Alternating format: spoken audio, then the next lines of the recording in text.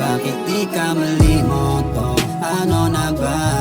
Lagay ng sitwasyon natin ngayong dalawa. Ba't ang lamig mo na parang merong nag-iba? Baka di mo lang masabi na meron ka ng iba. Bakit di kita malimot to? Ano na ba?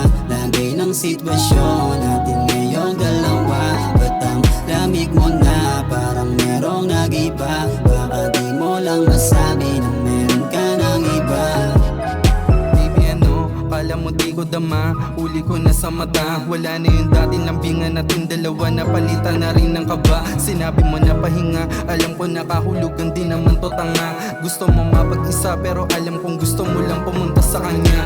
Habang ako basag na sa may amats kung paano ko pa masusolusyonan yung relasyon na malapit nang maubos, ikaw na gumagawa ng dahilan. Ako ay nasasaktan, talaga manid ka lang o kaya di mo na maramdaman. Di ko laman nalubusan na maisip lang, sana yung mga nangyari panaginip lang. At para di ko na madama mga sugat, puro pagtatalo lagi nakabungad. Kung alam mo lang kung paano nahuwasak, sa iba mo na kasi pag-ibig hinahanap. Sa sitwasyon na to hirap malagay, sa bigla mong pagbabago oo di na ako sanay. Masakit lang talaga sa akin yung mga nangyari, yung pag-ibig mo sa kanya mo na binigay. Di ka malimot to, ano na ba? Lagay ng sitwasyon natin ngayong dalawa. Ba't ang lamig mo na parang merong nag-iba? Baka di mo lang masabi na meron ka ng iba. Bakit di kita malimot to? Ano na ba? Lagay ng sitwasyon natin ngayong dalawa. Ba't ang lamig mo na parang merong nag-iba? Baka di mo lang masabi na meron ka ng iba.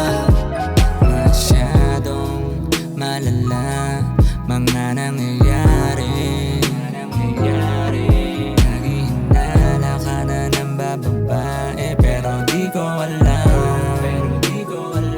Ako'y naguguluhan. Paano mo ba naiisip na magagawa ko pa yun sa'yo?